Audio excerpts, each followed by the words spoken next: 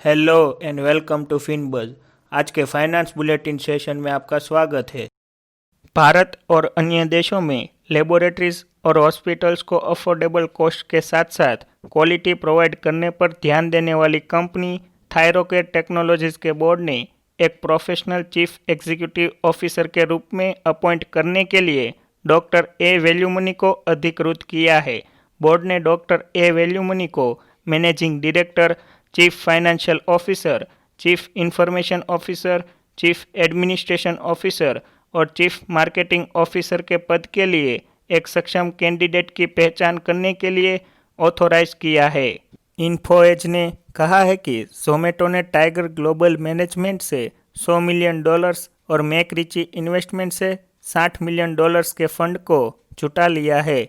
Food delivery startup Zomato की value $3.3 billion की है, जिसमें इन्फोएज की होल्डिंग 22.2% की है।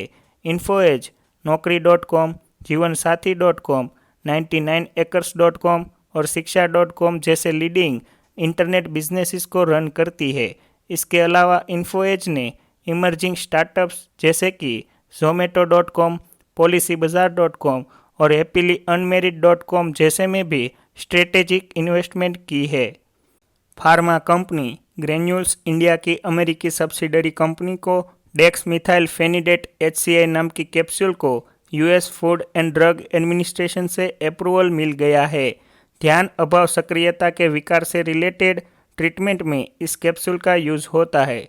ग्रेन्यूल्स इंडिया को अब तक US food and drug administration से 30 जितने ANDA अप्रूवल्स प्राप्त हुए हैं, जिसमें से 28 फाइनल अप्रूवल और 2 टेंटेटिव अप्रूवल के रूप में है।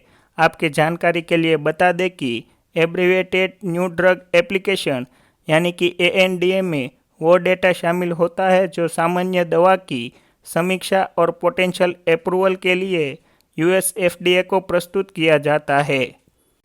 प्राइवेट सेक्टर की बैंक यस बैंक ने नियत तारीख से पहले 8 सितंबर को रिजर्व बैंक की स्पेशल लिक्विडिटी फैसिलिटी के तहत 50,000 करोड़ रुपए चुकाए हैं।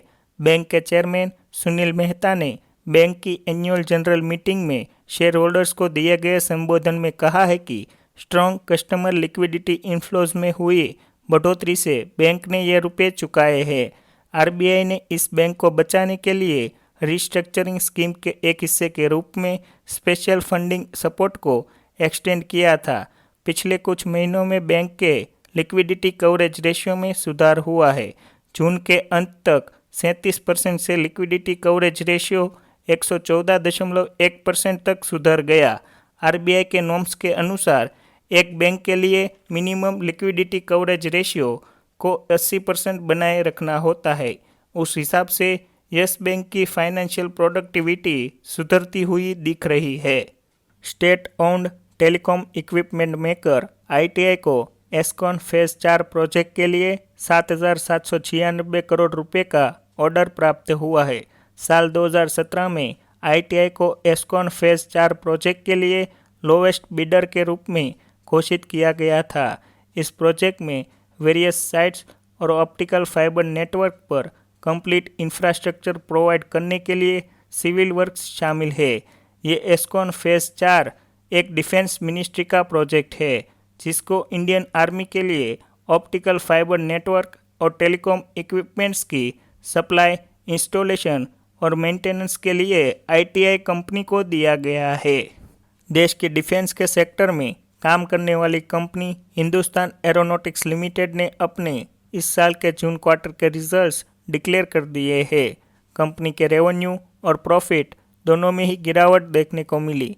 कंपनी का रेवेन्यू जो पिछले साल के जून क्वार्टर के अंत में 3,290 करोड़ का रहा था, वो इस साल के जून क्वार्टर के अंत में 47% कम होकर 1,737 करोड़ पर आता हुआ दिखा और कंपनी का प्रॉफिट जो पिछले साल के जून क्वार्टर के अंत में 565 करोड़ का रहा था, वो इस साल के जून क्वार्टर के अंत में 74% घटकर 151 करोड़ पर आता हुआ दिखा।